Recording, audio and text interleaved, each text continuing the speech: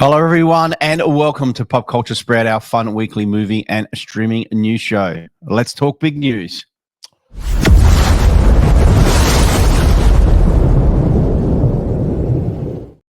All right, Jace, Marvel is back. Let's talk a bit of Marvel news. A Marvel studio makes a return to Hall H for this year's San Diego Comic-Con. It has been a while since they have graced those halls, so we are very excited to find out what they will be presenting.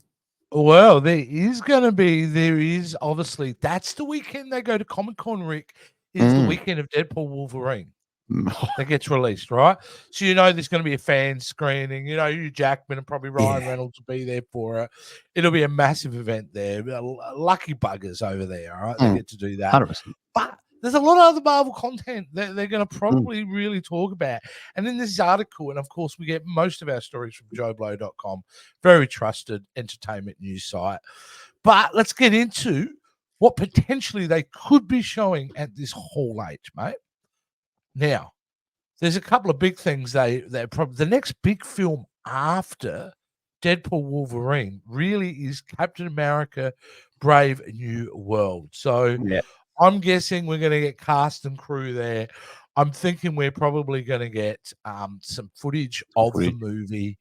So I'm actually, the more I see about Captain America Brave New World, I'm really interested to see how they're going to pull this off. So that's one we'll get to see. Also, Thunderbolts, which comes out in May as well. I'm expecting that we will see some footage and get a panel speaking about that, which is really kind of exciting. In the TV world, the rumors are, according to this article, that both Wonder Man and Ironheart have completed filming for the respective TV shows. So we may get some footage from there. And lastly, they're thinking that although they wouldn't have started doing any principal photography yet, I believe they start filming the Monday after Comic-Con, and that'd be Fantastic Four. So I think they'll touch on that, but we'll get nothing for that, I would suggest, this year. So, no, I mean, there's a lot to talk about. And Marvel have been known, Rick, have come out publicly many times saying they only go to Comic-Con when they've got something to show the audience. So I don't know about you, Rick. Is anything particularly out of that list that you'd be excited to see, footage from, or like all of it? Yeah, look, I'm always excited because they're going to throw something left field. They always throw something unexpected and which is going to surprise everyone. I'm really not that much into the Captain America. I'm just thinking, I don't really care too much about that. Thunderbolts, yes, I am. I'm very excited about that. So, we know that Florence Pugh obviously did some teasing on her social media. So, looking forward to seeing what actually comes out of that. Obviously, Fantastic Four, but the big one is going to be Wolverine and Deadpool. They're going to do some sort of. It'll be a whole thing about it. There won't be much. There won't be much to talk about because but they're going to do something. Yeah. Boom. It'll be huge. Yeah. It'll be huge. Okay, I got a question for that. You said they always bring out a surprise. Yeah. Could we potentially get some X-Men news? Possibly. In conjunction with Deadpool and Wolverine and what's going on there, I'd say, probably. We would see something. For sure. I wouldn't be surprised. It's gonna be pretty great. I mean, like at the end of the day, Kevin Feige knows how to put on a show. So he'll deliver something pretty cool at that. There's going to be footage. There's going to be a lot of trailers, which we will cover as well. So we're going to be looking forward to it for sure. So, actually, when is that? When is Comic-Con? 25th? Yeah, I believe it's that last week of July, if I'm 25th, 28th. There you go. Yeah, 25th to 28th, last week. Wow. Okay, not fun. We're less than a month away. All right, mate. Let's get into the next story. Let's talk a bit of Harry Potter news, mate, which is quite big news. Like before we get into other news, yes, Jay.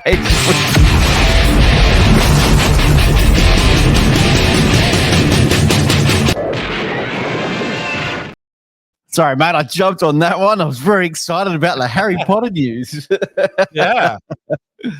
Let's talk Harry Potter, mate. Harry Potter HBO series adds Succession creative team as showrunner and director. Now, what's going on here, mate? I don't know if you've been following the story or have really any interest in. You would have known that, hey, they're doing a Harry Potter TV series.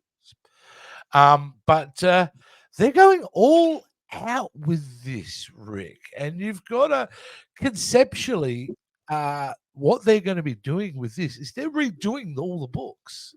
Right. This is not a sequel series. It's not a spin-off series. This is not a prequel. They are readapting all these books, and every book is a season of the TV show. Okay. So, which to me goes, wow, there's a really good opportunity here to really dig into this. I can't imagine the seasons being that long, maybe 8 episodes max. But they're going all out, and that means they're throwing a lot of money behind it. And now they're getting really like Emmy Award winning, top of the line producers and writers to be behind it. And it's really great because I think if you're a fan of this franchise, and you'd have to be pretty excited. How will some of the fans react in regards to, oh, well, it's not Daniel Radcliffe and it's not, well, of course it's not going to be. Daniel Radcliffe's heading towards 40. So, like, at the end of the day, I think people won't care. And I'll tell you why people won't care, because let's face it, Rick, the fan base for this is generally young girls all the way through to women in their 30s, 40s, and beyond, right? So it's a female. The most of the fan base for this, and there are guy fans, but the hardcore fans tend to be the ladies, and which is fine. And then I thought to myself, well, what are the ladies more in love with? They love with the movies or the books? And I think from a cultural perspective, in regards to what Harry Potter has brought upon the zeitgeist, it is around the books. Like, they're in love with the books. You remember back in the day, Rick, where big news stories of, they're all lining up to get the new Harry Potter book. Everyone loves the book. It's a big deal. So I don't think those fans are really going to care that they have to recast new kids. Nor do I think they're. I mean, it's the guys who are going to make the fanboy dudes who are going to make comparisons to the movies, which I think would be unfair, because at the end of the day, those movies completely, they're some are fantastic movies, but they're the movies. Now we're doing a kind of a different version. But I don't know about you. I will watch these. I will absolutely give it a red hot go this series. I will watch it. I'm not a big Harry Potter fan. I enjoyed a couple of their movies, but they're big budgets. This is going to be a big budget TV series, so it's going to be good. They're going to put money behind it, and this is a new way of interacting with another generation of younger readers who are trying to get involved in these books. I think it's great. So look, I'll give it a crack. Like you said, I'll have a look, but I'm not really, heavily invested in it. No. Well, I will say, what was also interesting behind this story, as the headline kind of indicated, it's a Harry Potter HBO series. And the next few stories, including this story, is the fact that Warner Brothers also now have taken the viewpoint is that top tier level series will no longer be on Max in the beginning. They'll be on HBO. They'll be treated as a HBO series, because HBO has a level of prestige, right? Like all the way back to Oz and The Sopranos. That's prestige television, right? Yeah. So I like that they're kind of doing that, meaning that they're kind of putting that stamp on it to go, no, we're going all out for this series. I think there are millions upon millions upon millions of people who will be very excited about this show. And it'll be interesting to see what they do visually with it, Rick. Is it going to look like the other Harry Potter movies, or do they have to go distinctively different? It'll be fascinating. I think this is, for a lot of people out there, Rick, this is something they'd be getting very excited about. Well, we've got a while to wait until 2026 release. So yeah, what's 18 months? It will go quick. Yeah. So, all right, mate. Well, let's get into the next story, mate. Another Warner Brothers story. Yeah, it's Warner Brothers heavy today, mate. It is, isn't it? New Denis Villeneuve movie set for 2026 release could be Dune 3. Wow. Could Okay. it be? I don't Could it be? know. Could it not be? This is a tough story, Rick, because Denise has been very clear on a couple of points about how he wanted to approach Dune 3. Yeah. He had stated that after Dune 2, that he thought it would be healthy for him to take a break from the Dune series, go make another movie, and then come back. He said that quite firmly. Yeah. He's also said recently that he's already been writing Dune 3, that he's really excited of where the third one's going to go. So it is a flip of the coin here, but it's what's really interesting about this is that it's getting made. I mean, let's face it, Dune Part 2 is the second favorite movie I saw this year, without question. It's the second favorite. If you want to know my favorite, guys, and I'll be doing a little short video about this, is Godzilla -1, #1 film of the year so far. Yeah. Anyway, now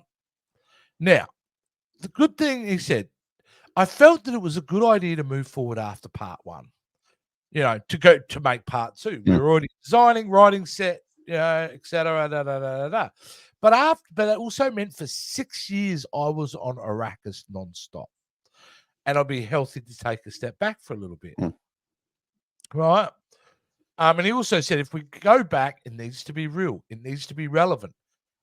If I ever do Dune Messiah, it's going to be because it's going to be better than Part 2. Otherwise, I don't do it. Wow, that's good. Great. So I know he's been very passionate about writing it, like especially with the Zendaya character. Some interesting things he wants to do, Rick. But on the other side of the fence, there are a couple of other movies that his name has been strongly associated with and could be the film that comes out in 2026. And the first one is an adaptation of Annie Jacobson's Nuclear War, a scenario, which has been set up at Legendary, which is attached to Warner Brothers.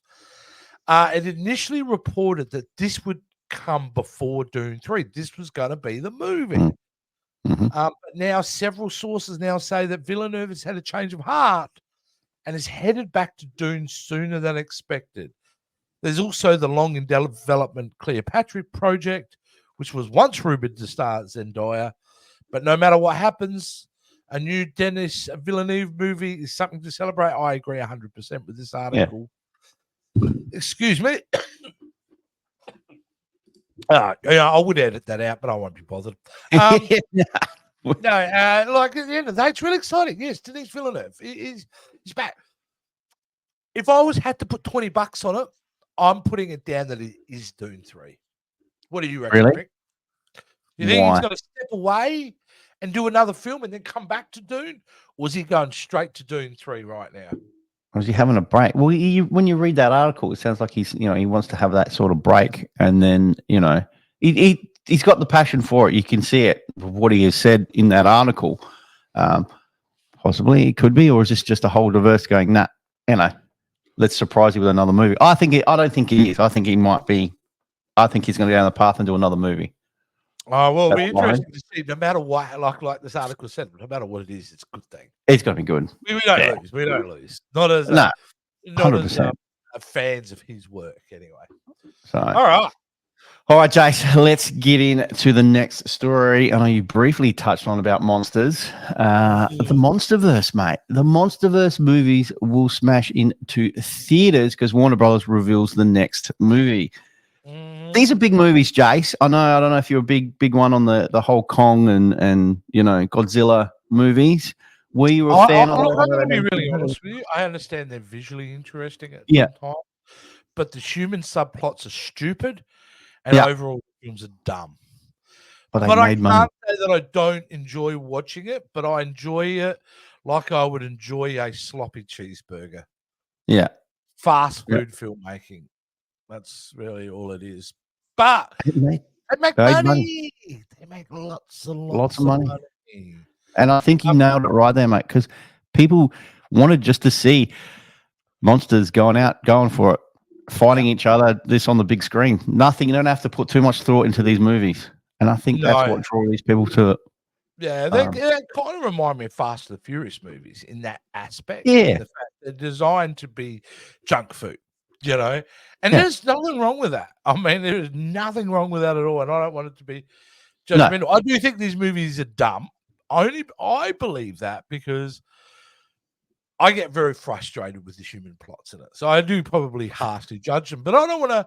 That's just my opinion on it. There's plenty of things I can go watch, you know what I mean? But they've made enough money, mate, that they're full blown ahead going with the third one, and it's coming out in March of 2026, which again isn't that far away to go. No. Where do they go with this, though? That's the question. What do you do? Because let's face it, without being spoilers, the last movie was really promoted. It was a Godzilla and Kong movie. Yeah. But essentially, we didn't get to see Kong until that they team up. As we saw over all the promo shit everywhere, they don't actually team up until right at the end. So right at the end. Mm. I don't know. I just feel like it doesn't interest me. And the other thing is I got spoiled with Godzilla -1. Which is an amazing movie. Was unbelievably good. And it was unbelievably good because of the human story in it. Mm. The fact that we were emotionally following the story of these villagers and how they dealt with post-war Japanese soldiers, and things like that. And then when Godzilla did come on screen, it was impactful.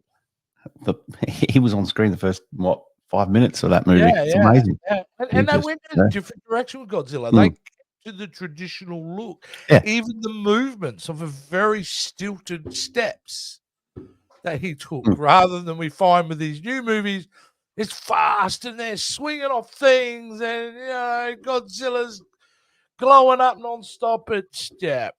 So I don't think I'd ever go to the movies to see one of these. And I haven't. Because maybe that's the problem, Rick, is I haven't gone to the cinema. You haven't gone. And see it in a big scale, I don't know. Yeah. But you're a fan of this franchise. Yeah, I enjoy them. Like, they're easy movies, like just to go in, switch off what you want to. You want to see giant, Godzilla and Kong going for it, fighting, great, no worries. You don't have to put any thought into it. That's good. No. Like especially with what's out in the movies at the moment, Jace, there's not much out in the movies. And I think that hit that period when there wasn't really people going out to the movies. And it just attracted people to go out. And it was a success. But like you said, where do they go from here? Well, story-wise, they just get dumber and dumber, and like Fast and Furious movies. They'll just have to get dumber and dumber because there was never really an overarching story planned or anything like that. Nor did it need to be, but it's going to have to. I mean, really, you're looking at Mechagodzilla again or something, aren't you? You're looking at getting crazy, like Transformers stuff. And I don't know where they go with it, but, they make money. Good luck to them. Yeah. I just won't be somebody who they won't be getting your money. No, fair enough. Fair enough. All right, Jace, before we get into the train wreck of the week, I just want to remind everyone, if they'd like to hit that like and subscribe button for us and also hit that notification bell, we would really appreciate it, guys. And also you can hear us on audio podcast on Spotify, Apple, Amazon, and where all good podcasts are found. All right, Jace, let's get into the train wreck of the week.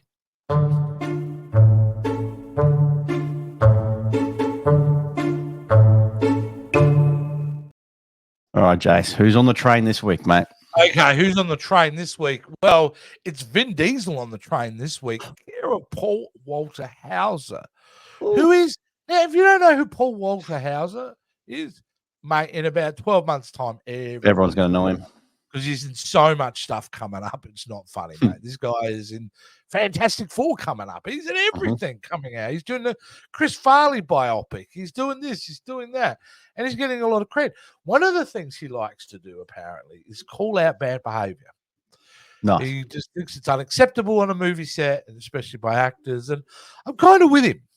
So I don't know if it's the way I would do it, like publicly go out. I think I would follow the more traditional report to HR scenario and get it done that way. But it's a different world, mate. This younger generation, that's how they deal with stuff, just publicly shame. So in saying that, though, he was compared recently his character that he plays embarrassment in Inside Out 2. Mhm. And a reporter was talking to him and saying, basically, your meteoric rise is kind of like Vin Diesel. And he was not happy with that. And said, please don't compare me to Vin Diesel. And his quotes are, here he goes. Please don't say that, Hauser elaborated, calling Diesel out directly with, I like to think I am on time and approachable. I love people. But when I hear stories about Hollywood actors who get paid really well and mistreat people, I out them constantly, and it's a blast. Now, this is the 3 words I think I have a problem with. It's a blast. And Yeah. the issue I have with that is it's unnecessary. Yeah. Frankly, it's unnecessary. I am not on Vin Diesel's side here. If he's behaving badly, he should face consequences for that. Oh, 100%. I'm also a believer in structure. I'm also a believer things should be done in the right way. So again, reiterating, it should be going through HR and they should be kind of doing it. And if the studio's not reacting, then call out the studio for it. But maybe an individual is not. And the fact that he goes, I call them out constantly is a good thing. Bravo, Paul. Well done. You're calling them out. You're making sure that people are aware that this is happening. Mm.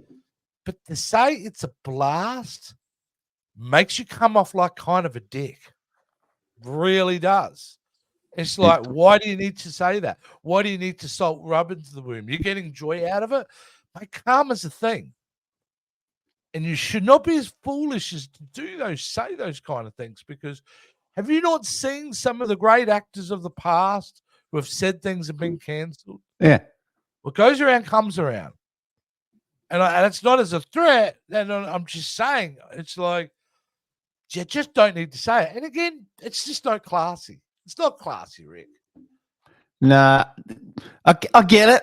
How he's doing it, that's great. You're calling out people that, and it is a privilege. It is a privilege to be at that level, and you're treating people like, that's and great. Unacceptable, and they should be called out. 100% agree with that. Yeah, it's a blast. To me, it sounds like he's getting off on it. Like, that's his thing. Like, he's like, where can I find the next celebrity, that I can call out? I don't know. Yeah. And I don't know if I like that. Not because he's just, it's the fact that he seems to be taking glee in it. Mm. And even if it's meant as a humorous comment and he doesn't really kind of believe it, it's still, I don't know. I just didn't think it was funny. I think what he's doing is great. But again, these things need to be handled the right way. I mean, like the absurdity of what is happening in the woke Hollywood anyway is becoming a real issue, not in regards to really content, but really in regards to this kind of immediate cancellation of people. Yeah. I brought this up before, and I'm going to stand by it. And it's controversial. I know this subject, but I look at Kevin Spacey. Kevin Spacey was accused of doing something. It was clearly like he was found innocent. And all accusations have currently gone to trial. He has been found innocent on all counts. Like the jury came back in one case and threw it out in less than an hour. That he did not do these things. Mm. So he is innocent by the law, but he can't get a job. But he's still paying for it. Mm. He can't get work. Now, at one point, is there no second chances anymore? And why isn't there any second chances for someone like Kevin Spacey or those who have been cancelled? Depending on each thing as individual. Harvey Weinstein doesn't probably deserve a second chance. I can guarantee you that. However, if you're found innocent by a court, if you are found, then you deserve that second chance. And he should be getting roles. And Paul Hauser, I understand what he's doing, but he is siding with the side that are witch hunting. Now, it doesn't mean when witch hunters occasionally get a witch, they occasionally get a witch. But more often than not, there's a lot of other blood let unnecessarily. And I call this out as a train wreck of the week, not particularly on the story, but what it represents and the ultra left woke attitude between Hollywood is also one of the key factors why they're getting less audiences now before, because people reject this stuff. Yeah. I like it. Will Vin Diesel fight back? Is he going to say something? Is he going to call him out? Who knows? Who knows? You know? And again, if Vin Diesel was a dick, right, and didn't treat people right, you've also got to consider the fact, where did he learn that? Yeah. How did he learn that? You think he just waltzed into Hollywood and went, I'm going to be an asshole? No, he did not. It's behavior he's learned on set. It's behaviors that have been allowed to happen, and if not kind of promoted by people around him who work in the industry. The same people who are going to turn around and call him out.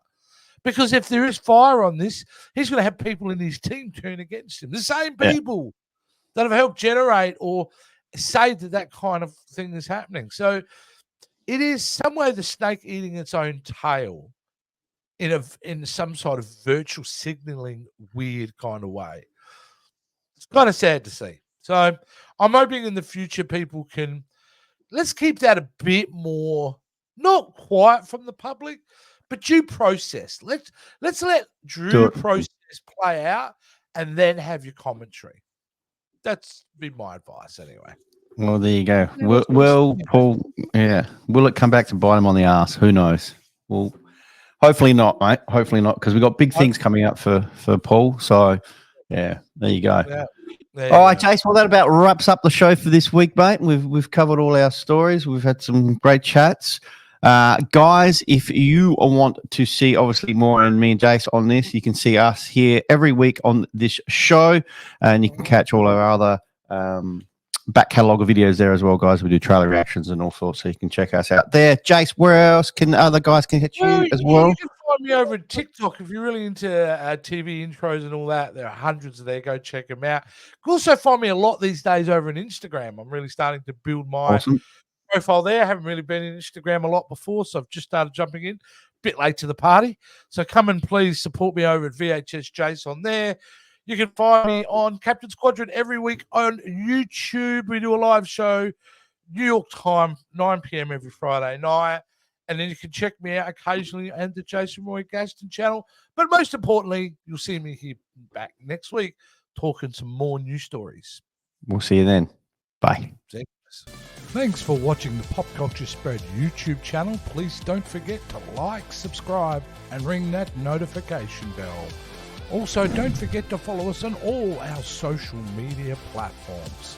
And if you're looking for some quality wear, don't forget to check out our merchandise store available right now.